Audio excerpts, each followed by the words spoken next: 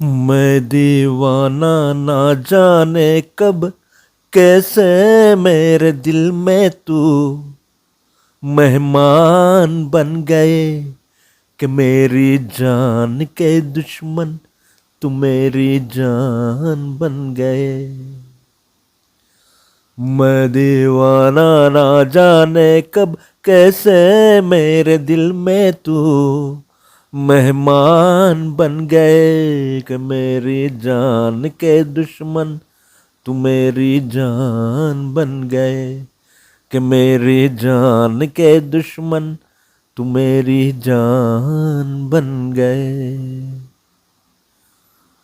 1986 से मुक्ति पाए एक में और एक तू ছবি। হ্যাঁ বন্ধুগণ, এই গানটি 1986-এর এক মে ওর একটু ছবির সুপার ডুপার হিট গান। এই ছবিতে আত্মপ্রকাশ করেছিলেন রুবিনা টন্ডনের দাদা রাজীব টন্ডন। হ্যাঁ বন্ধুগণ, রুবিনা টন্ডনের দাদা রাজীব টন্ডন এই সিনেমাতে আত্মপ্রকাশ করেন। 1986-এর 18 জুলাই ছবিটি ছবিঘরে মুক্তি পায়। আমরা হয়তো রুবিনা টন্ডনকে খুব ভালোভাবেই জানি, কিন্তু ওনার দাদার সম্বন্ধে আমরা খুব বেশি কিছু জানি না। হ্যাঁ, আমরা যারা সিনেমার অনুরাগী আমরা হয়তো অনেকেই জানি, কিন্তু বাকি অন্যরা হয়তো রুবিনা টন্ডনের ফ্যামিলির আরও কেউ যে এই সিনেমা জগতে ছিল সেটা হয়তো ম্যাক্সিমাম লোকেই জানেন না।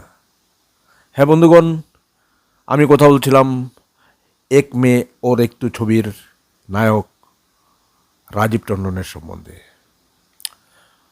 বন্ধুগণ, ছবিটির ডাইরেক্টর প্রডিউসার ছিলেন তখনকার দিনের বিখ্যাত ডাইরেক্টর অ্যান্ড প্রডিউসার রবি টন্ডন, এবং রবি টন্ডনেরই সুপুত্রী ছিলেন রুবিনা টন্ডন। হ্যাঁ বন্ধুগণ, বিরাসতেই রুবিনা টন্ডন অ্যাক্টিং পেয়েছিলেন। এর জন্য পরবর্তীকালে আমরা রুবিনা টন্ডনকে এত নাম করতে দেখতে পাই। রুবিনা টন্ডন হিন্দি সিনেমাতে আসেন 1990-তে ওনার প্রথম ছবি রিলিজ হয়। ছবিটির নাম ছিল কি নামটা ছিল, হিরো ছিলেন সালমান খানের সঙ্গে ওনার প্রথম ছবি আসে। সেটি জিপিসিপি বা রমেশ সুপির প্রোডাকশনের ছবি, জিপিসিপি প্রোডাকশনের ছবি ছিল। সিনেমাটার নাম ঠিক এক্স্যাক্টলি মনে পড়ছে না, তবে সেই সিনেমা দিয়ে রবীন্দ্র টন্ডন 1990-তে আত্মপ্রকাশ করেন এবং সিনেমাটা সুপার ডুপার হিট হয়। তারপর রবীন্দ্র টন্ডনকে আর পিছে ফিরে তাকানোর প্রয়োজন পড়েনি। যাই হোক, আমরা রবীন্দ্র টন্ডনকে সবাই জানি, কিন্তু ওনার যে দাদা একজন হিন্দি সিনেমাতে এসেছিলেন বা এবং পরবর্তীকালে উনি কী করেছিলেন বা করেছেন সেটা আমরা কেউই জানি না। ইভেন উনার বাবার সম্বন্ধে আমরা খুব একটা বেশি জানি না, কারণ পরবর্তীকালের আমাদের মানে পরের এই যে লোকেরা ঠিক রবি টন্ডন সম্বন্ধে এতটুকু আইডিয়া নাই। কিন্তু আমরা জানি রবি টন্ডন অনেক বড় নির্দেশক ছিলেন এবং প্রডিউসারও ছিলেন। উনি ওনার বিখ্যাত ছবির মধ্যে খুদ্দার ছবিটিও ছিল, যেটা অমিতাভ বচ্চনের ছিল। খুদ্দার অমিতাভ বচ্চন এবং পারভিন নবী হিরোইন ছিলেন। যাই হোক, রবি টন্ডন অত্যন্ত মানে বিখ্যাত ডাইরেক্টর অ্যান্ড প্রডিউসার ছিলেন।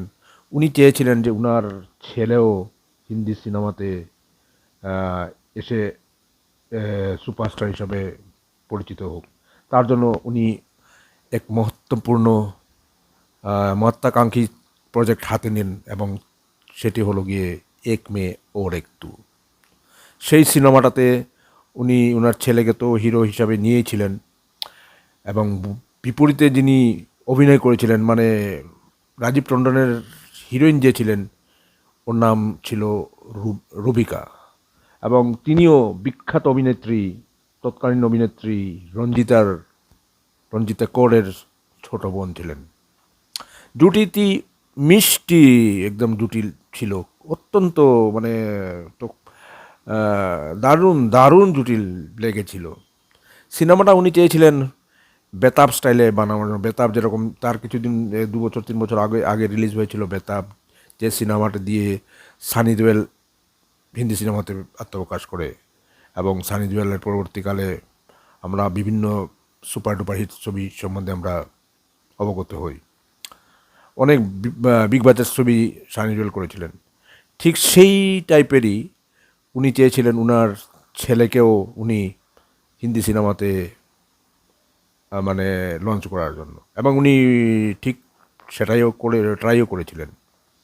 সিনেমাতে উনার বিপরীতে তো রুবিকা ছিলই, এছাড়াও মহত্বপূর্ণ কিছু ইয়েতে রোলে আমরা শশী কাপুরকেও দেখতে পাই। শশী কাপুর ওই সিনেমাতে রাজীব টন্ডনের বাবার চরিত্রে অ্যাক্টিং করেন, এবং একদম সলিড। ওনাদের জুটিও খুব ভালো লেগেছিল। ওনাদের দুজনের মধ্যে একটা গানও ছিল যেটা কিশোর কুমার এবং অমিত কুমার গেয়েছিলেন, ড্যাডি বললো সানি বলে, এরকম টাইপের একটা গানটা ছিল। অমিত কুমার এবং কিশোর কুমার দুজনে মিলে গিয়েছিলেন। দুর্দান্ত গান ছিল, এবং ওনাদের দুজনের পারফরমেন্সও খুব ভালো ছিল। কিন্তু উনি চেয়েছিলেন সিনেমাটা যে বেতাব টাইপের বানানোর, বেতাবের যেটা মানে মানে পটভূমি বা যে টাইপের ছিল সেম সেম টাইপের ওটা। গানটাও আপনারা দেখবেন যে আমি যে প্রথম যেটা গান গেলাম সেটাও বেতাবের গানের সঙ্গে পুরো মিল খায়। যেমন ধরেন ওই যে বাদল ইউ গরজতা হ্যায় দর কিছু এসা লাগতা হ্যায়, ওই গানটার সঙ্গে ওই প্রথম গানটা পুরো মিল পায়। সেই গানটাও বেতাবের গানটাও গেয়েছিলেন সাবির কুমার, এবং সাবির কুমারের ওই সময় ওইটা হয়তো মোস্ট প্রবলি সেকেন্ড ছবি as a lead singer Betaab. প্রথম কুলি, তারপরে বেতাবেই উনি গান গেয়েছিলেন, এবং সুপার ডুপার হয়েছিল গানগুলো। এবং এই সিনেমাতে যে গানটা আমি প্রথম যেটা গেলাম, সেই গানটা হলো গেয়েছিলেন মোহাম্মদ আজিজ এবং সঙ্গে আশা ভোসলে। মোহাম্মদ আজিজের আওয়াজ শুনলেও, আর ওই সময় মোহাম্মদ আজিজও প্রথম একদম নতুন ছিলেন। 1986-এ মোহাম্মদ আজিজ একদম নতুন। ওনার হয়তো 1-8টা সিনেমা হয়তো রিলিজ হয়েছিল, আর আমার মনে হয় যে ওনার হয়তো প্রথম সিনেমা, কারণ মোহাম্মদ আজিজ যে প্রথম আমরা যখন হিট গান দেখতে পাই সেইগুলো মর্দের পরে। মর্দ 1986-এই রিলিজ হয়েছিল, কিন্তু সেটা মোটামুটি ধরেন অক্টোবর মাসে মোস্ট প্রবলি রিলিজ হয়েছিল, এবং এই সিনেমাটা 86-এর জুলাই মাসে রিলিজ হয়েছে, মানে মর্দের থেকে আগে রিলিজ হয়েছে। তার মানে মোহাম্মদ আজিজের একদম শুরুয়াতি সিনেমার মধ্যে একটা গান। কি দারুণ গান মোহাম্মদ আজিজ গেয়েছেন। ট্রাই করেছিলেন বেতাবের সেই মানে ফ্লেভারটা দেওয়ার জন্য, কিন্তু দর্শ মানে শ্রোতারা হয়তো এতটুকু বা কোনো কারণে হয়তো গানটা এত হিট হয় নাই, কিন্তু গান হিট হয়েছিল। এই গানটাও হিট হয়েছিল, আমার মনে আছে গানটা হিট হয়েছিল। সিনেমার মিউজিক ডাইরেক্টর ছিলেন আর ডি বর্মন, এবং লিরিসিস্ট ছিলেন আনন্দ বক্সী। দুর্দান্ত ওনাদের জুটি। এবং গান, আরও একটা গান ছিল সেটা আশা ভোসলের গান, ঝড় ঝড় ঝরতি হ্যায় কি ঝর্ণা, ঝর ঝর ঝরতি হ্যায় ঝরনা, এরকম টাইপের কিছু একটা গান ছিল। সেটাও দুর্দান্ত গান, খুব ভালো গান। মোটামুটি গান সিনেমাটার অত্যন্ত ভালো হয়েছিল, এবং সিনেমাটাও রোমান্টিক ছবি ছিল, মিষ্টি মধুর ছবি, প্রেমের ছবি ছিল। ওই সময় লাভ স্টোরিগুলো এরকম টাইপেরই হতো। তখনকার দিনের একটা লাভ স্টোরি ইরা চলছিল, যেমন ধরেন 81-এ রিলিজ হয়েছিল লাভ স্টোরি, রকি, তারপরে ধরেন এক দুজেকে নিয়ে, তারপর মোটামুটি ও বেতাব 83-তে বেতাব রিলিজ হয়েছিল। তারপর অনেক রোমান্টিক সিনেমা ওই সময় আসছিল, আর এবং নতুন নতুন হিরোর ও মানে কদরও অনেক বেশি ছিল। কুমার গৌরব, সঞ্জয় দাস, সানি দেওয়েল, কমল হাসান, ওনারা প্রথম ছবি থেকেই হিট হয়ে গিয়েছিলেন। তো রাজীব টন্ডনও হয়তো এরকমভাবেই হিট হয়ে যেত, কিন্তু দুর্ভাগ্যবশত সিনেমাটা বক্স অফিসে তো ভালো মানে সফল হতে পারে নাই, এবং তার জন্য আমরা ওনাকে হয়তো আর, আমার জানা মতে তো ওনার নেক্সট কোন সিনেমা ছিল সেটাও আমি বলতে পারবো না। আশা করি উনি বর্তমান ভালোই আছেন এবং উনি নিজের বিজনেসে নিজেকে আবদ্ধ করে রেখেছেন। I wish him all the best. হ্যাঁ বন্ধুগণ, আজ আমি আমার প্রোগ্রাম এখানেই শেষ করছি।